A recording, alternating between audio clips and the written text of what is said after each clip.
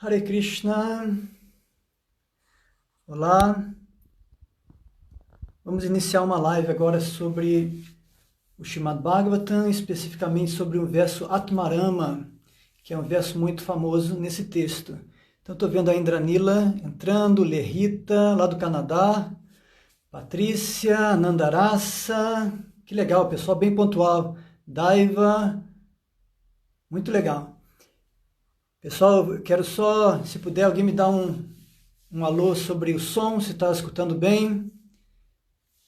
Me digam aí se vocês conseguem ouvir bem o que eu estou falando. Eu vou colocar aqui o verso por escrito. Deixa eu ver como é que vai ficar. E eu quero ver se eu consigo fixar esse verso. Pronto, consegui fixar. Então, o verso que a gente vai discutir hoje está aí, nos comentários, está no chat, vocês podem ver lá. E também a gente vai estar, assim, eu vou trazer cada uma das palavras-chave desse verso para a gente poder conversar, né, sobre os pontos mais importantes. Vou dar um tempinho para o pessoal chegar e também para os organizadores da página, o Brahmashi e a Radha Shakti. Eles vão falar com a gente aqui sobre esse novo projeto, né? Então, essa página é chamada Luz do Bhagavata. Então, ela vai ser um espaço dedicado a falar sobre esse texto tão importante, né? Os ensinamentos do Bhagavatam, que são pouco conhecidos no Ocidente, mas que são tão importantes dentro da cultura védica, dentro da história filosófica da Índia, história das ideias, né? E assim, uma revelação do que há de mais sublime em termos de conhecimento transcendental. Então, deixa eu ver aqui, como é que eu faço para convidar? Estou aprendendo, viu, pessoal? Aprendendo como é que usa esse Instagram Live aqui. Então, preciso saber como é que eu vou convidar aqui o Brahmash. Achei. Vou fazer a apresentação sobre o que é esse projeto e, na sequência, eu vou explicar um pouquinho sobre esse verso Atmarama do Bhagavatam. Olá, Brahmashi. Olá, Radha Shakti. Haribol. Boa noite, Guru Sevananda. Boa noite. Boa noite. Tudo bem? Boa noite para todo mundo. Muito obrigada aí para o pessoal que está chegando já. Tem bastante gente bem pontual. E então, gostaria de apresentar o projeto Luz do Bhagavata para vocês que estão aí. A gente começou com um grupo de estudos, a gente está apresentando até nas postagens da página, para não ser muito repetitivo, vou apresentar brevemente. A gente começou com um grupo de estudos presencial em Porto Alegre, de estudos do Bhagavatam, e depois a gente passou para a plataforma online devido à pandemia. Então, fica o convite para quem quiser participar. A gente tem 2 grupos de estudos do Bhagavatam.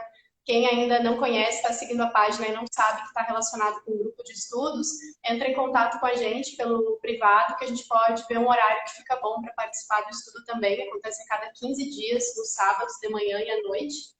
E também a gente começou essa página aqui para a gente poder compartilhar com as pessoas sobre o Bhagavatam. A gente viu que não tinha páginas brasileiras, né, sobre o Bhagavatam especificamente, apesar de ter páginas em inglês e tudo mais, contando os passatempos, mas a gente quer trazer um pouco do conteúdo filosófico do Bhagavatam aqui para as redes sociais e tornar o mais acessível possível. Então, nesse empreitado de tentar tornar acessível, a gente aceita também sugestões de vocês, assim, sugestões de lives, de temáticas de lives, temas que vocês acham importantes serem comentados, que a gente possa relacionar com o Bhagavatam. Então, podem mandar sugestão para a gente também, que a gente vai estar fazendo lives no início, uma vez por mês, inaugurando essa com o Guru Sevananda, e depois a gente vai estar passando para cada 15 dias, a gente vai conseguir fazer. E também de postagens, temáticas, conteúdo que a gente pode trazer aqui. Tá certo? Então, muito obrigada pela presença de todos vocês. Agradeço muito ao Guru Sevananda por ter aceitado o convite. E agora o Brahmaji vai falar um pouquinho da biografia dele, para vocês conhecerem um pouco mais do nosso palestrante de hoje. Então, pegamos uma bio aqui do Guru Sevananda. Então, ele viveu mais ou menos aí uns 12 anos na Índia, onde estudou sânscrito e literatura védica. No ano 2000, ele recebeu a iniciação espiritual na ISKCON por Jayapataka Maharaj. estudou 5 anos no Vrindavan Institute for Higher Education, no VIHE. Ele estudou o Srimad Bhagavatam no Vidyapitam, isso, Vidyapitam, no 1 ano lá no Vrindavan, na Índia. E desde 2005 ele conduz cursos sobre o Srimad Bhagavatam, Bhagavad Gita e outros textos da tradição do Yoga, Vedanta, Vaishnavismo. Ele também foi oficial, antes disso, né? Ele foi oficial do Exército Brasileiro, formado na Academia Militar das Agulhas Negras, foi alpinista. Em 2013, ele teve a graduação em Teologia e Estudos Religiosos pelo Bhaktivedanta College, Universidade de Chester, e mestrado em Ciência das Religiões, na Universidade Federal na Paraíba, João Pessoa. E está fazendo atualmente doutorado no Canadá, sobre diversidade religiosa, focada nas práticas tradicionais de mantras e na aplicação dos mantras no Ocidente. Então, além disso, Guru Sevananda é um amigão meu, muito, desde o início do movimento, ele passava por Curitiba, e quando eu estava lá, sempre quando ele passava, era uma fonte de inspiração. Chegava lá todo brahmachari, trazendo novidades da Índia, além de doenças também. De vez em quando chegava doente. Mas, nossa, sempre trazia umas melodias lindas. E, além disso tudo que a gente falou, ele também tem um CD gravado de mantras. Ele está gravando agora 3 faixas novas também. Existe todo um projeto vinculado com mantra. Ele é muito ativo e dedicado nesse projeto. Além disso, ele também tem uma página... esqueci, Dharma... Caminhos do Dharma? Caminhos do Dharma. A gente confundiu com a do Nityananda. Então, Caminhos do Dharma. Sigam lá o Caminhos do Dharma também, que é muito interessante, vale a pena. Então, eu só tenho a agradecer Guru Sevananda pela amizade, por toda a disponibilidade que ele tem por nós aí, e pelo interesse dele de querer apresentar agora, ou iniciar, né, o Luz do Bhagavata. Acho que bem apropriada a presença dele nesse momento. E a gente fica muito feliz que seja você a pessoa que está começando as lives aqui, porque a gente vê que o intuito e a forma de apresentação da filosofia védica é um ponto tão importante, né? Como apresentar. E o objetivo é o mesmo, assim, a gente vê pela trajetória da sua vida, na graduação, esse mestrado, doutorado que você está fazendo, como trazer isso para o Ocidente de forma que possa ser incorporado na vida das pessoas da forma mais orgânica, natural e com o devido valor e profundidade, né? Então, acho que a gente está alinhado nos objetivos. Muito obrigada.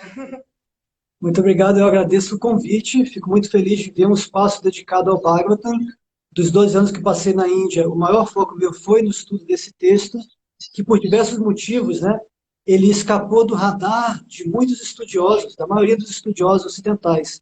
Então, tanto os acadêmicos quanto o pessoal que foi estudar Vedanta, Yoga, não perceberam esse texto que é, para mim, o mais importante na literatura védica, porque ele é um texto de síntese. Ele vai trazer Yoga, vai trazer Vedanta, vai trazer Sankhya, vai trazer em diálogo as várias correntes do pensamento filosófico da Índia e vai fazer uma síntese que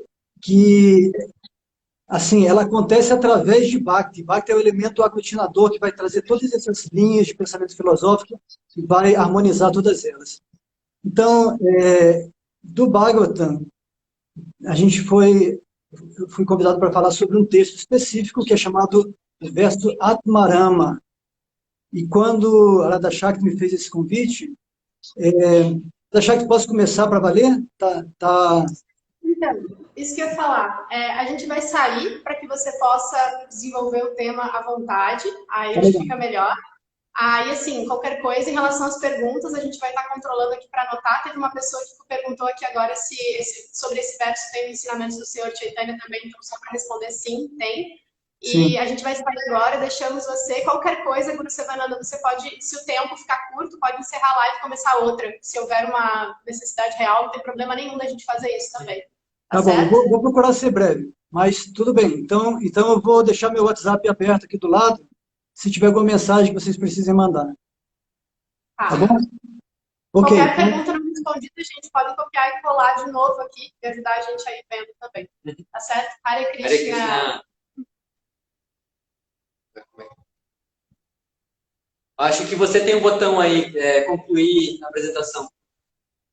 Pra gente sair. Deixa eu ver. A gente achou. Haribo. Show?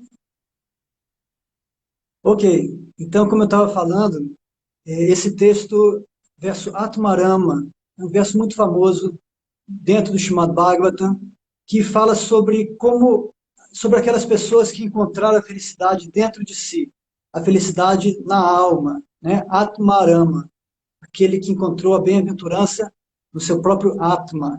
Então, esse é um verso muito interessante e ele, de certa maneira, ele representa o orador do Bhagavatam, que é Shukadeva Goswami. O orador do Bhagavatam personifica essa ideia de um Atmarama, mas quando eu fui convidado, quando a Radha Shakti me chamou para fazer essa live, foi interessante porque naquele mesmo dia a gente estava conversando com uma amiga minha do Canadá, que é professora de yoga, a Lerita. A gente estava combinando um curso que a gente ia fazer lá em Vila Velha, no Espírito Santo. Então o curso ficou marcado para comecinho de dezembro, quem mora lá na região, do dia 1 ao 7 eu vou estar lá e a Lerita vai organizar, a princípio, no fim de semana. Tá? Mas foi interessante porque a gente estava combinando um curso lá e o dono da escola de yoga, ele estava divulgando e uma pessoa perguntou, mas a gente conhece aqui um outro professor que ensina sânscrito, porque ele anunciou como um curso de sânscrito para aprender a entoar os mantras. E aí uma pessoa perguntou, mas a gente tem um outro professor, que é o Jonas, que já tem um curso de sânscrito, por que a gente não faz o curso dele que está de graça no YouTube? E a resposta do Rafael foi interessante, o dono da escola de yoga. Ele falou assim, no meu entender, a abordagem do Jonas é mais intelectual, é mais Vedanta, e a abordagem do Guru Sivananda é algo mais de Bhakti, é uma coisa mais assim do coração. Eu gostei da resposta dele, achei que provavelmente vai fazer sentido para muitas pessoas que estavam ali questionando, né, por que a gente vai fazer um curso aqui de mantras em sânscrito, mas ao mesmo tempo deixou uma pulga atrás da minha orelha, que eu fiquei pensando, puxa, por que tem essa visão, né, esse estereótipo de que Vedanta é apenas uma coisa do intelecto, Bhakti é uma coisa do coração, e muitas vezes uma impressão errada de que Bhakti e Vedanta não andam juntos, que Bhakti e Vedanta são duas coisas diferentes, talvez até opostas, né? Eu fiquei pensando sobre isso e eu acho que esse verso de hoje, verso Atmarama, mostra a conexão íntima entre Bhakti e Vedanta. Tá bom? Então, para começar, eu coloquei aí o verso escrito, vocês devem ter como acessar, ele tá pinned, está aí fixado, né? No chat.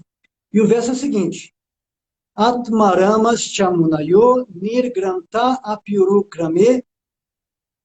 Aí depois vem Kurvantya haidukim bhaktim itam bhutta gunohari. Então, eu quero ressaltar 5 palavras-chave desse verso. Na primeira linha começa com Atmaramas chamunayo.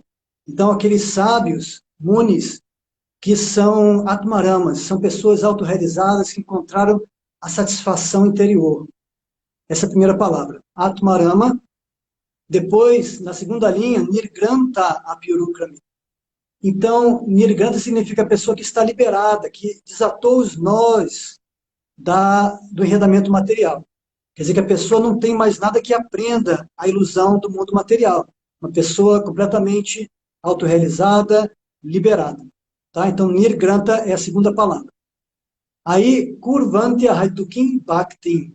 A palavra Bhakti vem no terceiro verso, na terceira linha do verso, significa, é traduzido geralmente como devoção, mas é melhor a gente entender como serviço devocional, ou seja, é uma coisa que dá uma ideia mais dinâmica, né? Porque Bhakti não é uma coisa passiva, não é só uma emoção, não é apenas um sentimento que a gente sente. Tá? Bhakti é algo ativo, vem da raiz verbal bhaj, que tem a ver com dividir, com compartilhar, com participar. Então, Bhakti é uma participação voluntária no plano divino. Quando eu entendo que eu sou parte de um todo maior e que eu quero participar, isso é Bhakti. Isso é serviço devocional. Ou seja, aquela devoção, aquele amor que eu sinto que se expressa através de serviço. Então, essa é a terceira palavra, né? E aí depois vem Itam Bhutta Gunohari. Então, na quarta linha tem a palavra Itam Bhutta Gunahari. Vamos colocar a palavra Guna, que são qualidades. Qualidades de quem? De Hari ou Urukrama. As duas palavras Hari e Urukrama se referem à personalidade de Deus, a divindade no seu aspecto pessoal, que tem a capacidade de executar, fazer o impossível se tornar possível. Tá? Então, atividades maravilhosas, sobre-humanas, transcendentais, incríveis. Então, vamos revisar as 5 palavras.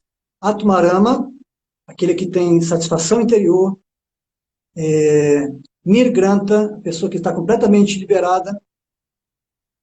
Aí depois tem Urukrama e Hari, tá? A gente pode colocar junto, que é a personalidade de Deus, que faz assim atividades maravilhosas, incríveis, incomparáveis.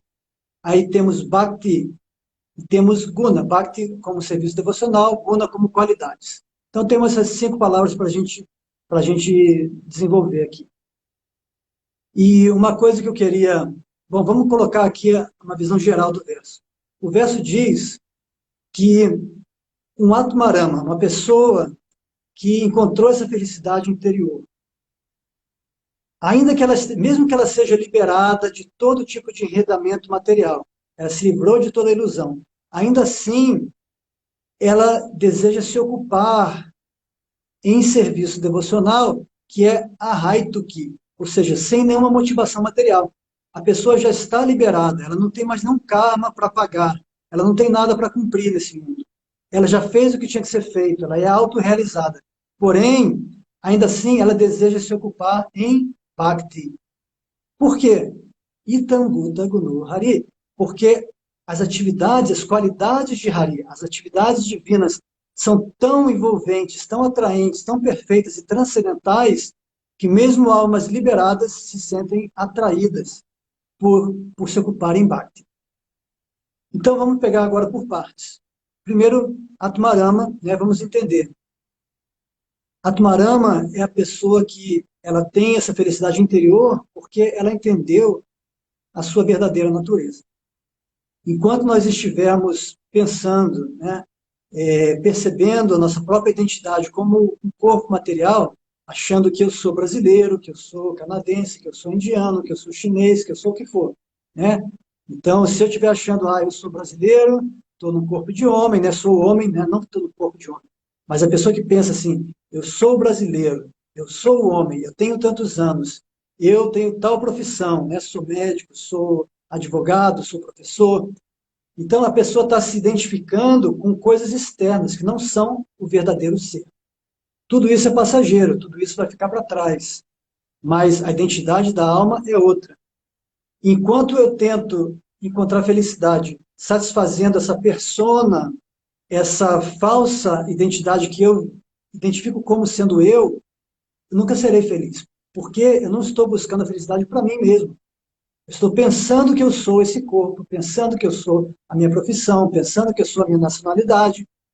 E então eu procuro encontrar elementos que vão satisfazer os anseios, né, as necessidades dessa persona, dessa identidade ilusória, temporária, que eu criei ao longo da vida. Com isso, eu estou alimentando e tentando satisfazer algo que não é o verdadeiro eu. Então, só é possível encontrar a verdadeira felicidade quando eu estou situado na minha essência, quando eu entendi quem eu sou de verdade.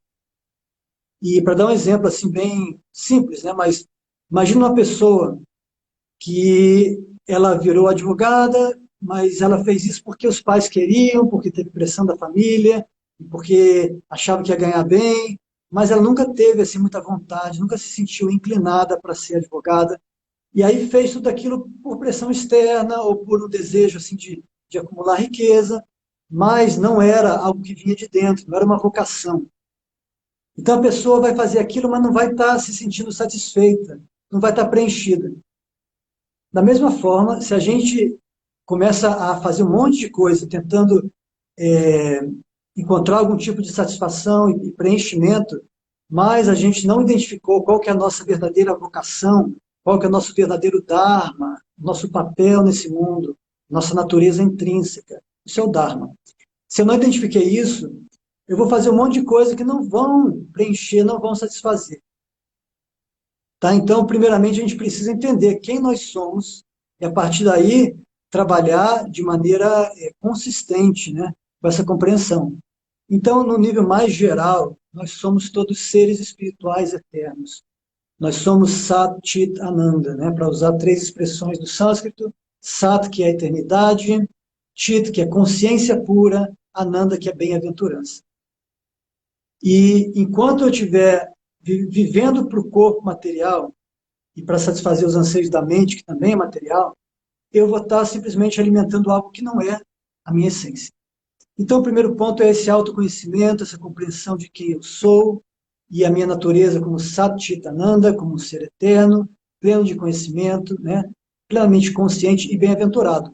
Mas que, apesar disso, está temporariamente dentro de um corpo material, que não é Sat, pelo contrário, ele é Asat, ou seja, temporário. Então, vai de encontro à natureza da alma, que é eterna. A alma não consegue aceitar a morte. A morte nunca é natural para o ser vivo, porque o ser vivo, a alma, é eterna. Mas estar dentro de um corpo temporário que vai morrer, isso é incompatível com a natureza da alma. E por isso a gente nunca consegue aceitar essa ideia. Porque a gente tem, lá no íntimo, a consciência de que nós somos eternos. Então, essa morte, ela é algo que vai de encontro à nossa essência. Mas o corpo não tem como. É certo que a morte vai chegar. Além disso, nós somos seres plenamente conscientes na nossa verdadeira identidade. Mas, dentro da situação material, dentro desse aparato aqui corpóreo, nós estamos com conhecimento ofuscado, encoberto. Então, a gente tem que reavivar esse conhecimento por um cultivo. E Ananda, nós somos bem-aventurados, nós buscamos bem-aventurança. Como é dito no Vedanta Sutra, Ananda Maya Vyasat. A natureza da alma é sempre buscar por bem-aventurança, por felicidade, porque faz parte da sua natureza. Então, a gente tem essa natureza, e aí tem mais detalhes. Isso aí, no geral, todos nós somos isso. Depois a gente vai descobrindo mais e mais sobre, assim, as características específicas nossas. E aí vamos passar para a segunda palavra, Nirgranta. Nirgranta significa aquela pessoa que desatou os nós, que está solta, que não está mais amarrada, né, nesse mundo. Então, como que a gente entende não estar amarrado ao mundo? O mundo, a gente está preso aqui quando a gente está se identificando, né, com esse corpo grosseiro e sutil. Em linhas bem assim gerais, o corpo grosseiro é o hardware, né, é nosso corpo físico, assim, carne e osso.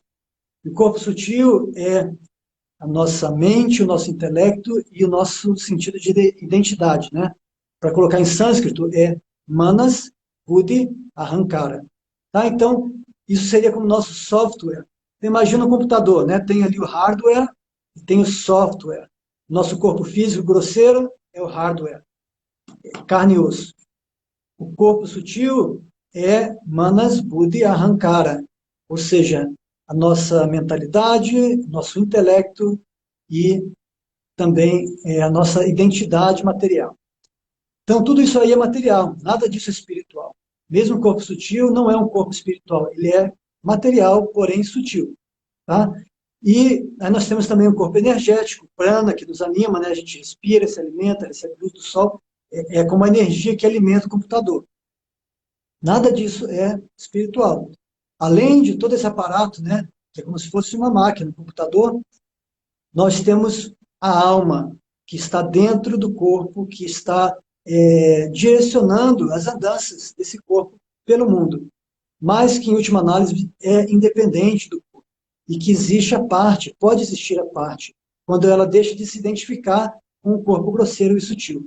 Então, a definição de liberação no Srimad Bhagavatam, nesse texto que a gente está falando aqui, é que no momento em que nós conseguimos nos desidentificar de todo esse envoltório grosseiro e sutil e nos estabelecemos novamente na nossa identidade eterna, espiritual, isso é chamado moksha.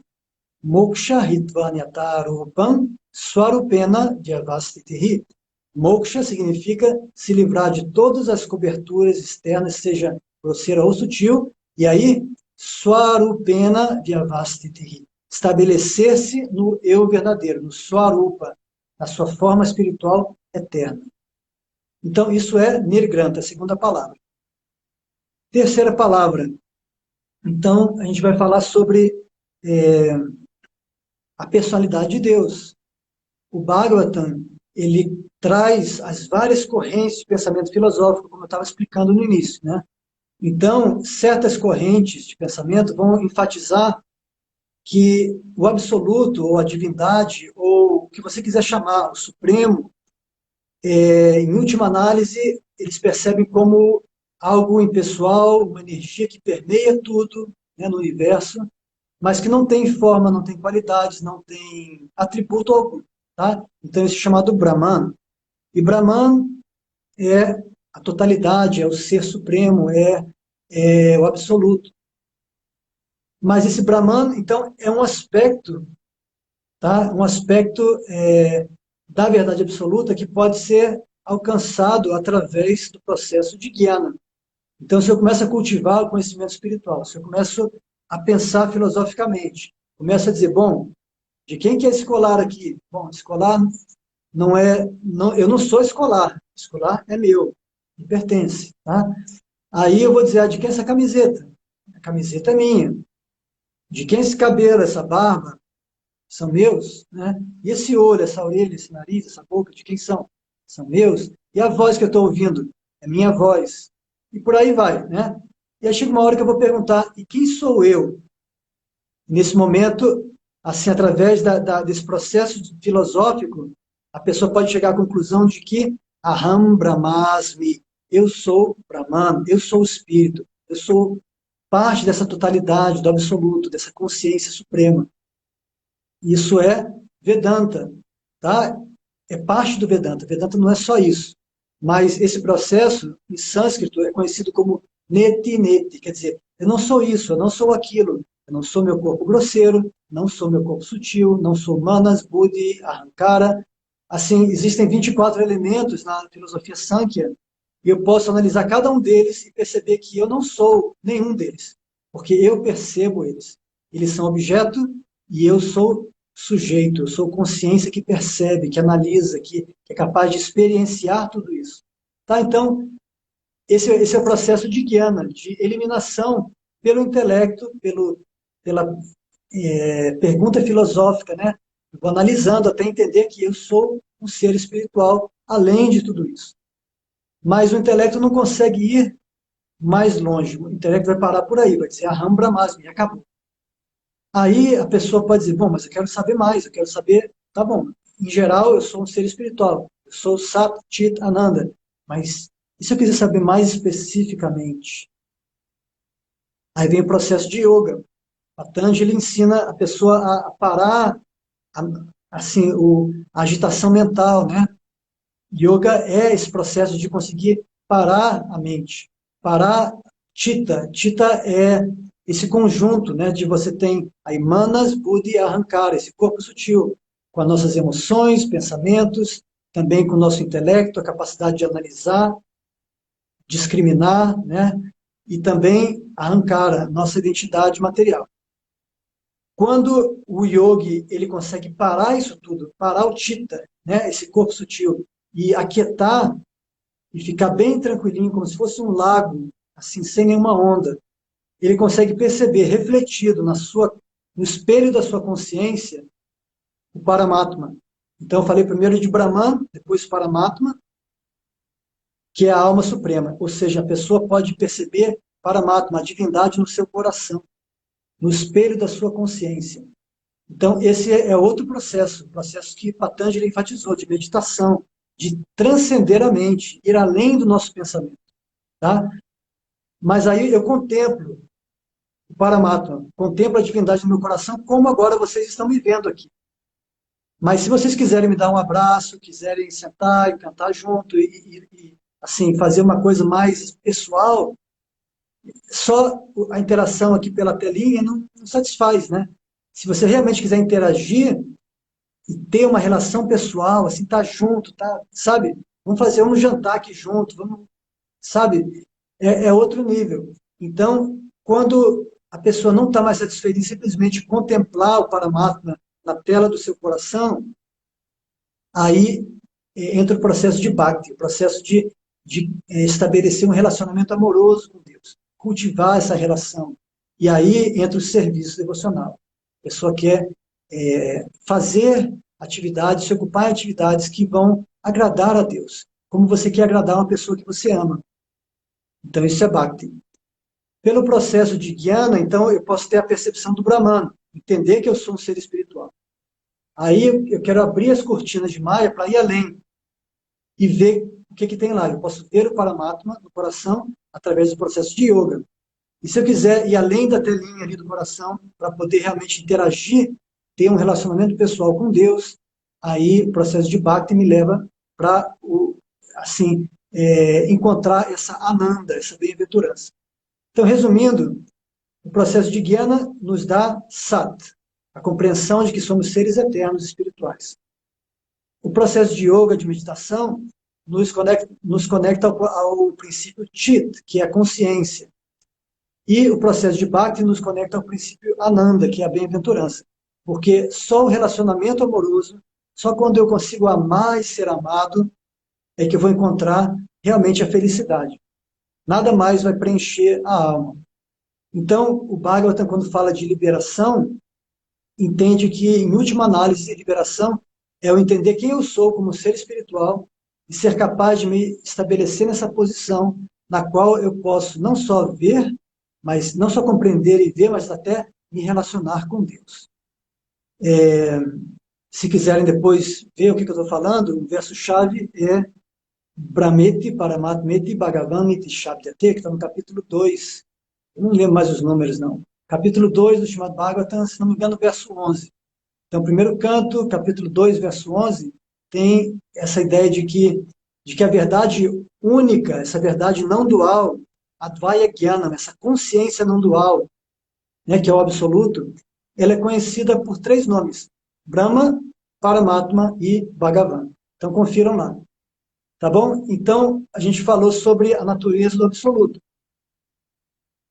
E como Bhagavan, que é esse terceiro aspecto, o aspecto pessoal de Deus, essa verdade suprema executa muitas atividades maravilhosas, porque ela se manifesta no mundo através de inúmeros avataras. Tá? Então, avataras são manifestações da divindade no nosso mundo, para que a gente possa ter acesso, para que a gente possa ter um gostinho de como são as atividades divinas. A ideia, assim, Krishna explica na Bhagavad Gita, por que ele vem, né? Ele vem para proteger as pessoas piedosas, para eliminar aqueles elementos que estão perturbando a ordem do Dharma, e também para estabelecer o caminho de volta a ele. Aí no Bhagavatam tem outras razões que são dadas. Uma que eu gosto muito é que Deus se manifesta nesse mundo, executa atividades maravilhosas, para quê? Para que ele possa atrair a nossa atenção, que a gente tenha assunto para falar sobre ele, e assim a gente se sinta atraído para voltar ao Supremo. Então, isso é o aspecto Bhagavan, que se manifesta dentro desse mundo, que executa atividades maravilhosas, como esse verso diz, Itambuta Gunohari. Então, ele é Urukrama, ele executa atividades inconcebíveis, e as qualidades são transcendentais, são maravilhosas. Eu disse que a personificação desse verso é o próprio orador do Srimad Bhagavatam, chamado Shukadeva Goswami. Então, Shukadeva, ele era uma alma autorrealizada desde o seu nascimento, ele não tinha nenhum interesse material, ele já nasceu sem nenhum tipo de amarra, totalmente solto. Mas ele, assim, por não querer se envolver com nada desse mundo, ele deixa o lar, né? Já nasce, sai de casa, então, e ele vai, bom, assim, não estamos falando de um nascimento ordinário, né? Shukadeva passou 16 anos no ventre, e aí ele nasce, e ele sai e vai embora. E ele sai do ventre da sua mãe quando Krishna garante para ele que ele não seria apanhado por Maya. Maya não conseguiria lançar o seu véu sobre ele. Então ele nasce, mas ele vai embora e renuncia. Aí o seu pai, Vyasadeva, que é o autor dos Vedas e que tinha acabado de compilar o Bhagavata Purana, que esperava o seu filho para ser assim a pessoa que ia receber esse conhecimento e depois transmitir para o mundo, ele vê o seu filho saindo de casa. Então, o que ele faz? Ele começa a andar e também pede para os seus discípulos, quando eles caminham pelos bosques, pelas florestas, nas redondezas, eles começam a recitar versos que descrevem as atividades de Krishna. E interessante é que quando Shukadeva ouve esses versos, ele se atrai, ele fica encantado e ele volta para ouvir mais sobre Bhagavatam. Então, com isso a gente vê que a natureza desse texto que descreve as atividades divinas, as lilas, né, é um texto, são atividades que não tem nenhum assim, não são tocadas, não são maculadas por nenhum tipo de contato material. São atividades que a gente chama de lila. Tá? Então, lila, o que é? Não é uma atividade normal, ordinária. Quando eu estou agindo nesse mundo, vamos supor que eu vou comer, vou almoçar. Por quê? Porque eu preciso alimentar esse meu corpo, eu sinto fome, eu tenho necessidades, né? Então eu vou agir, eu vou trabalhar para conseguir dinheiro, para poder comprar comida, para ter uma casa, para ter um carro, para mil e coisas. Porque eu preciso, eu estou agindo por uma necessidade. Mas uma alma liberada, ela não tem necessidades a cumprir. Ou, se a gente fala de Deus, quando ele vem ao mundo, também, Deus não tem necessidades a cumprir. Então, por que Deus age? Por que as almas liberadas agem? Simplesmente por lila. E lila é uma ação que não nasce da necessidade. Ela nasce do extravasar do amor. Quando o amor está transbordando no coração de Krishna, ele manifesta esse mundo, o universo inteiro, ele se expande em tantas entidades vivas para que possa haver um intercâmbio amoroso. E aí, dentro dessa brincadeira cósmica, dessa lila divina, muitas coisas acontecem. Algumas das almas, das entidades vivas, se iludem por desejos egoístas, vêm parar nesse mundo, mas depois tem todo o processo de chamar de volta, né, cada um de nós. Porque cada um de nós é uma alma pura. Cada um de nós, quando tira essas camadas, né, essa casca que nos envolve, nós somos almas puras. Nós amamos uns aos outros, nós amamos a Deus. Nós somos, por natureza, seres que amam e que querem ser amados. Esse é o nosso Dharma, a natureza intrínseca da alma. É amar e ser amado. Sem isso, não existe felicidade. A felicidade está em ser capaz de amar, de expressar esse amor, de servir, de agradar as pessoas que nós amamos e também receber amor das pessoas. Tá? Então, esse é o Dharma. Assim, na concepção mais pura, Dharma é isso. É esse amor que é natural, que é inerente à alma. Então, isso é o que nós somos. E nós somos parte de Deus. Então, essa aí é a natureza divina, que transborda de amor. Então, nesse momento que o amor está transbordando, Deus ele cria todo o universo, ele faz assim esse arranjo inconcebível, né? Que ele se expande em tudo que existe, em todos os seres vivos, nos planetas, tudo, para que possa haver todo esse jogo cósmico de poder, a busca pelo amado, né? Ele quer conquistar o coração de cada um de nós. Às vezes pode levar várias vidas, né? Mas, de um jeito ou de outro, ele vai fazendo os arranjos. Mais cedo ou mais tarde, os amantes se encontram e a gente pode restabelecer essa relação que ficou interrompida quando a gente se identifica, fica enredado nesse mundo. Tá? Então, assim, esse é o verso Atmarama. É o verso que mesmo Shukadeva, que personifica esse verso, ele nasceu autorrealizado, ele não tinha nada para fazer nesse mundo em termos de desejos materiais, mas ele se sentiu atraído pelas atividades divinas, que são completamente transcendentais. Então, nós não devemos pensar que Deus, quando desce, quando ele se manifesta aqui de uma forma pessoal, que ele é menos divino por conta disso. Muito pelo contrário. A forma de Krishna, a atividade, não só Krishna, todos os avatares, né? Então, quando a gente fala de Ramachandra, quando a gente fala de Vamana, de Varaha, de Nrsimha, são formas da divindade que se manifestam no mundo para executar essas lilas, né, e nos atrair de volta. Então, essa é a ideia por trás, são atividades completamente transcendentais, as qualidades que Deus manifesta são completamente transcendentais, e por isso elas conquistam até mesmo almas liberadas, como Shukadeva Goswami.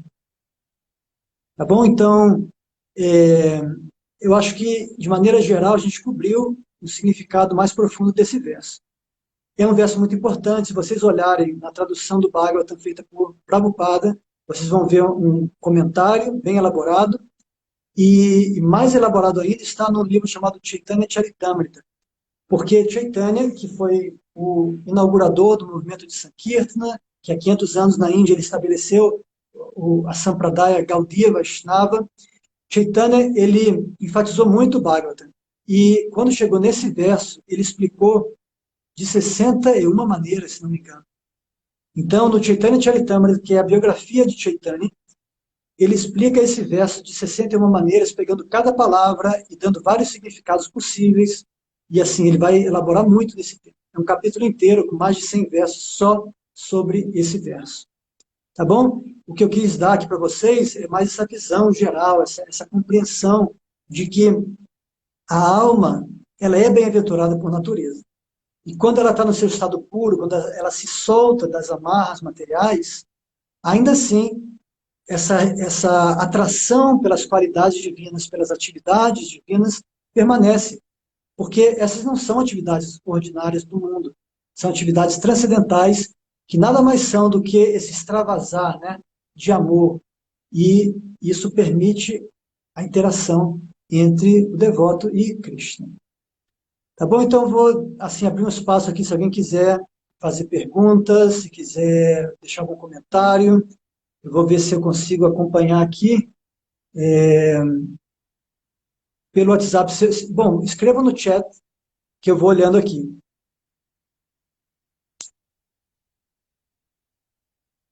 Eu estou tentando deixar a coisa bem simples, né? Porque, como eu estou dizendo, tem muitos detalhes que a gente pode aprofundar num verso como esse.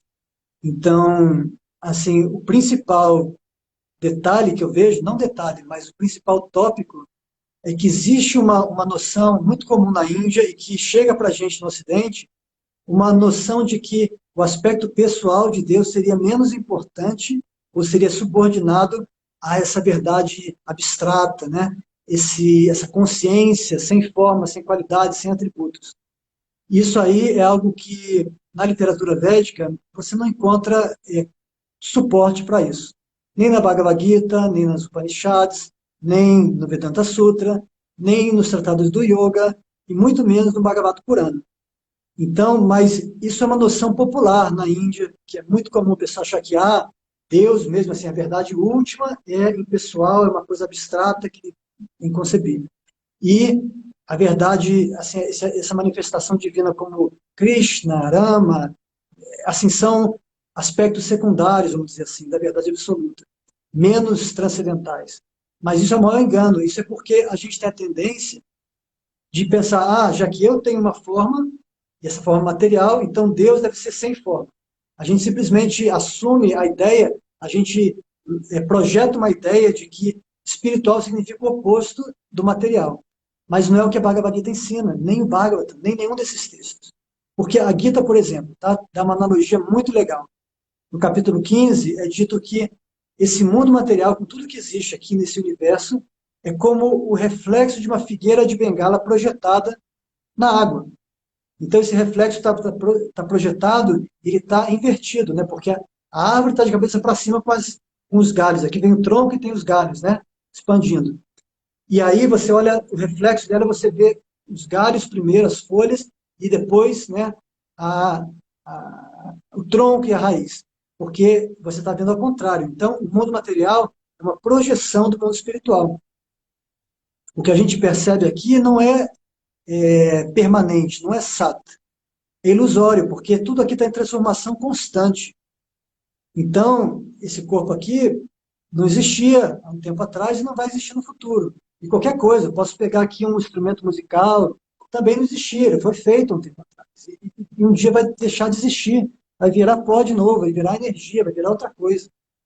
Então, no mundo que é Jagat, está sempre em movimento, está sempre se transformando, nada é sat, tudo é asat. Porém, tudo que existe aqui tem uma correspondência no mundo espiritual. E por isso, então, o aspecto pessoal de Deus, ele também, assim, se nós somos pessoas aqui, com toda a imperfeição e limitação que nós temos, precisa existir necessariamente, logicamente, uma correspondência no mundo espiritual. Então, essa correspondência é a alma no seu estado puro, que existe lá, e a personalidade de Deus, que também existe lá, e que na Bhagavad Gita explica que Krishna diz assim, nunca houve um tempo em que eu não existisse, ele, né, como Krishna, Nem você, Arjuna, nem todas essas pessoas ao nosso redor. Todos nós sempre existimos no passado, continuamos existindo hoje e continuaremos no futuro. Então, não existe nascimento, não existe morte para a alma. Isso é algo que é bem enfatizado na Gita. E aí Krishna diz, as pessoas que não têm buddhi, abudaya, as pessoas que não têm inteligência, elas imaginam que eu era uma coisa sem forma, uma coisa amorfa, né? E que aí eu assumo uma personalidade, depois eu me dissolvo de novo. Mas Krishna diz, não, isso é abuddhi, são pessoas que não têm inteligência, que não percebem que tudo que existe aqui, de maneira imperfeita e limitada, só é possível porque existe uma correspondência no mundo espiritual que é eterno. Tá bom? Então, esse é um ponto que dá para aprofundar muito também, mas deixa eu ver se chegou alguma pergunta aqui nesse tempo que eu estava elaborando. O Brahmash está dizendo...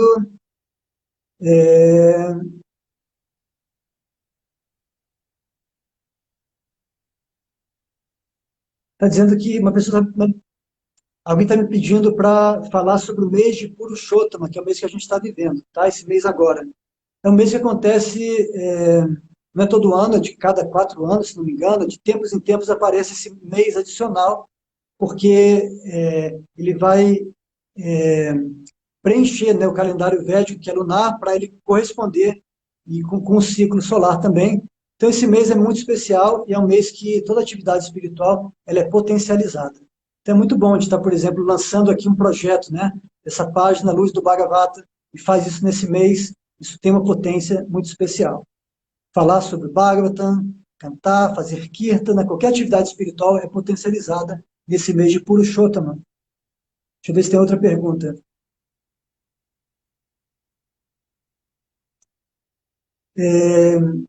Será que toda ação na busca de prazer é, na verdade, uma busca por amor? Sim.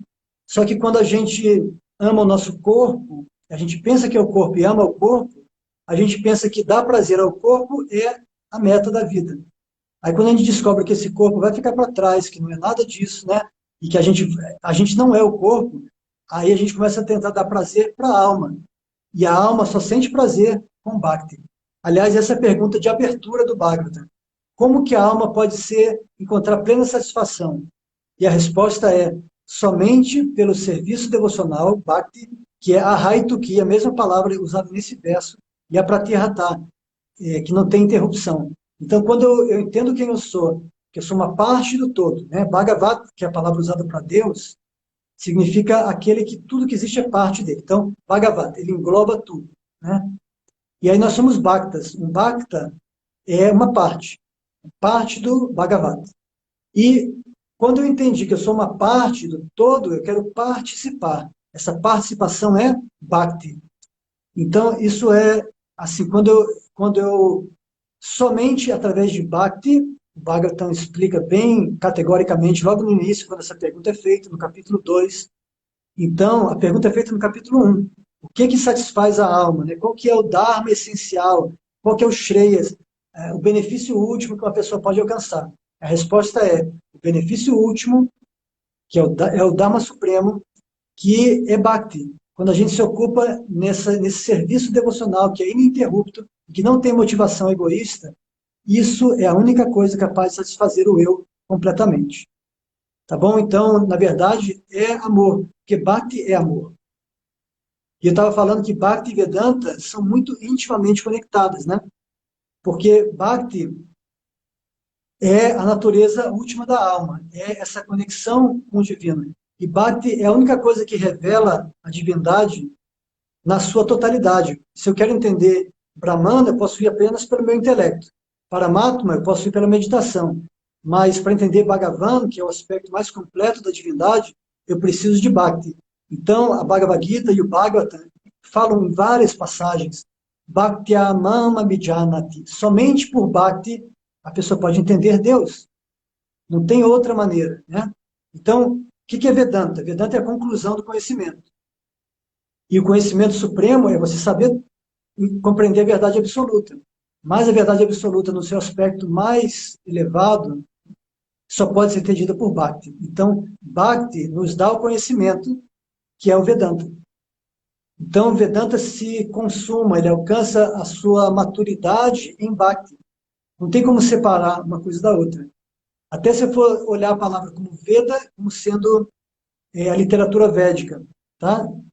E Anta, a conclusão. Então, qual que é a conclusão dos Vedas? A Bhagavad Gita diz, Krishna diz na Bhagavad Gita, Vedasya sarvaira hameva vedyo. Através de todos os Vedas, eu devo ser conhecido. Eu sou objeto a ser conhecido através dos Vedas. Não objeto, né? Eu sou a pessoa a ser conhecida através de todos os Vedas. Então, se eu pego o Vedanta no sentido de conclusão dos Vedas, os Vedas levam a conhecer Krishna, que só pode ser conhecido através de Bhakti. Então é isso, né? Bhakti e Vedanta caminham juntas, não são opostas, muito pelo contrário, uma coisa implica a outra. E o Bhagavatam é um tratado que elabora o Vedanta Sutra. A abertura do Bhagavatam explica que esse texto, ele é, na verdade, o Vedanta Sutra, que é muito conciso, né? São 4 capítulos ali com aqueles sutras, que são aforismos super compactos, né? O Bhagavatam vai pegar cada um daqueles sutras do Vedanta e vai elaborar, contando histórias e lilas divinas e várias coisas que vão ilustrar e dar um sabor especial, né, para os sutras do Vedanta.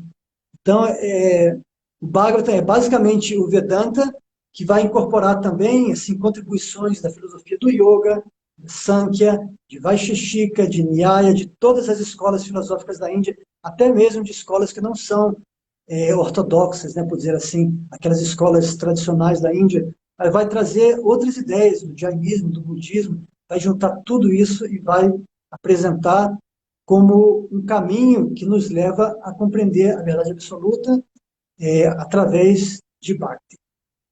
Tá bom? O pessoal faz pergunta, começa a me empolgar aqui e perco as perguntas, né? Machado Henrique, Leandro Henrique Machado, não é isso? Tem uma dúvida. Em toda a literatura védica, tanto Dvaita como Advaita, a alma é descrita como eternamente liberada, desapegada, perfeita, da mesma natureza de Deus. Como então ela cai no samsara? Isso é uma ótima pergunta, mas é uma coisa para uma outra conversa, porque é um tema bem, bem profundo e que não dá para superficialmente abordar. A gente, na verdade, de acordo com o Bhagavatam, não existe relação verdadeira entre a alma pura e a matéria. O que existe é apenas pela potência inconcebível de Deus, pela potência chamada Maya, Atma Maya. Nós temos a ilusão de que nós estamos conectados a esse corpo material. Na verdade, é um tipo de matrix. Nós estamos aqui identificados com esse corpo, mas nós jamais, a alma, o espírito, jamais se mistura com a matéria. Tá bom? Isso é uma resposta bem curta. O verso que eu te falei está no capítulo 9, do segundo canto, 291, tá bom? Segundo canto, capítulo 9, verso 1, vai elaborar sobre esse tema. Mas, assim, é algo que tem que pegar de várias passagens e juntar, e é uma coisa que dá muito pano para manga. Então, vamos ver quanto tempo a gente tem. Temos mais uns 8 minutinhos, talvez? Deixa eu ver se tem mais alguma pergunta. Mariângela está perguntando: vivemos em roda de samsara? Sim, nós estamos atualmente, né, quando a gente está identificado com o corpo grosseiro e sutil, a gente está preso à roda do samsara. E, assim, o corpo grosseiro morre. Mas se eu continuo me identificando com o meu corpo sutil, ou seja, eu posso carregar comigo a minha mentalidade, as minhas impressões mentais, intelectuais e a minha identidade para uma próxima vida. Então, eu vou nascer num corpo, né? Eu vou nascer no ventre de uma mãe que vai me dar um corpo compatível com a minha mentalidade, com os meus desejos, com aquele projeto mental que eu já tinha, que vai ser dado continuidade na vida seguinte. Então, essa é a roda do samsara. Isso pode continuar por muito tempo, né? Até que a pessoa consiga encontrar, pela graça de Krishna, pela graça divina, a pessoa entra em contato com um mestre espiritual que planta no coração dela a semente da vida espiritual, a semente de Bhakti, que vai começar a germinar, e vai ser desenvolvida, cultivada, né? Dependendo de como a gente cultiva, a gente pode, talvez em uma vida ou em algumas vidas, chegar numa maturidade espiritual que a gente transcende esse ciclo e sai do samsara. Tá bom? Nossa, estou vendo um monte de mensagens do Brahmash aqui. Outra pergunta que veio pelo WhatsApp. A forma pessoal de Deus se manifesta para nós de acordo com uma forma que for mais agradável para cada um de nós? Ou ele tem uma forma original que se manifesta sempre da mesma forma para todos? É o que você disse primeiro, Rodrigo Bauer, né? Então, tem um verso muito bonito no Bhagavatam que diz o seguinte, que Deus ele entra no nosso coração através do orifício auricular, ou seja, ele entra quando a gente ouve as narrativas sobre as suas atividades, que são transcendentais. Então, Deus entra pelo ouvido e ele se assenta no nosso coração, no lótus do nosso coração. Então, o coração comparado com uma flor de lótus, Deus ele entra pelo ouvido, quando a gente ouve as narrativas, né, sobre ele, as lilas divinas, aí ele senta no lótus do nosso coração e manifesta uma forma do nosso agrado, de acordo com os desejos do nosso coração. Então, se eu quero reciprocar com Deus como um amigo, ou quero reciprocar com Deus como um amante supremo, ou quero interagir com Deus como um filho querido, ou como um pai querido, dependendo do tipo de relação que eu quero ter com Deus, uma forma específica vai aparecer no meu coração. Tá? É o Ishtadeva, é aquela deidade adorável, aquela forma preferida, que cada um vai ter a sua. Porque nós, como seres espirituais, nós temos uma natureza que é única. Mesmo que eu diga assim, várias pessoas podem ter o mesmo tipo de relação com Deus. Vamos supor uma relação conjugal, que eu quero ter Deus como o amante supremo. Tá? Várias pessoas podem ter um relacionamento conjugal com Deus, como as gopis de Vrindavana, que dançavam com Krishna na Rasa Lila. Porém, cada golpe é única. E aí que está a coisa aí que fica interessante, porque Krishna quer se relacionar com cada um de nós, porque cada um é único. Cada alma é especial, tem um sabor que é só dela. Tem um tipo de raça, de relacionamento, de natureza, de qualidades que são incomparáveis com qualquer outra. E por isso Krishna ele está sempre nesse jogo, nessa lila, de conseguir conquistar o seu coração, o meu coração, né? Ele quer levar a gente de volta, porque ele pode ter várias outras entidades vivas puras no mundo espiritual, mas ele não tem ainda o meu amor, o seu amor, até que a gente voluntariamente resolva abrir o nosso coração para Deus. Isso é um grande segredo. Embora Deus, por natureza e por definição, é todo poderoso, né? Então pode fazer qualquer coisa acontecer. O impossível pode acontecer. Porém, tem uma coisa que Deus não pode controlar, que é o nosso amor. Porque se ele forçar o amor, nesse momento deixa de ser amor. Então ele precisa criar situações para tentar atrair o nosso coração, tentar conquistar o nosso amor. Mas só eu posso dizer quando que eu estou pronto para me abrir e para realmente aceitar, estabelecer essa relação amorosa com Deus. Tá bom? Então depende de mim. Pelo lado de Deus, a yoga já está feita. Agora, da minha parte, eu preciso reconectar, eu preciso me abrir, eu preciso permitir que essa yoga, que essa conexão aconteça de fato. Então é isso, tem mais um minutinho aqui para terminar nosso tempo. Eu fico muito feliz aí de poder estar aqui com vocês. Já estou no Brasil, né? Tem gente que está achando que eu estou no Canadá ainda, mas eu estou no Brasil, em São José dos Campos. Estamos planejando aqui fazer um Kirtana. Vai ter um espaço aberto aqui, um restaurante indiano em São José dos Campos. Quem mora na região está convidado, tá? No dia 1º de novembro, para começar o mês de Damodara, que é um mês também muito especial. Quando terminar esse, vai entrar o mês de Damodara e vai ser... Então, a gente vai cantar, vai fazer um Kirtana no restaurante da Valéria, que é o restaurante Krishna, em São José dos Campos. Depois, 1º de dezembro, até dia 7 de dezembro, estaremos lá em Vila Velha com a Lerita, para fazer um curso de mantras focado no Kirtana, no cantar dos mantras. Então, não é um enfoque assim, muito técnico, intelectual, de pronúncia, de precisar saber sânscrito, não é isso. É mais de deixar fluir, extravasar esse amor do coração através do cantar dos nomes de Deus. Tá? Então, vai ser o que a gente vai fazer com a Lerita lá em Vila Velha, de 1 a 7 de dezembro. Tá bom? E é isso aí. Muito obrigado por participarem e sigam aí acompanhando o canal. Estou muito feliz que tem agora um canal para o Bhagavatam.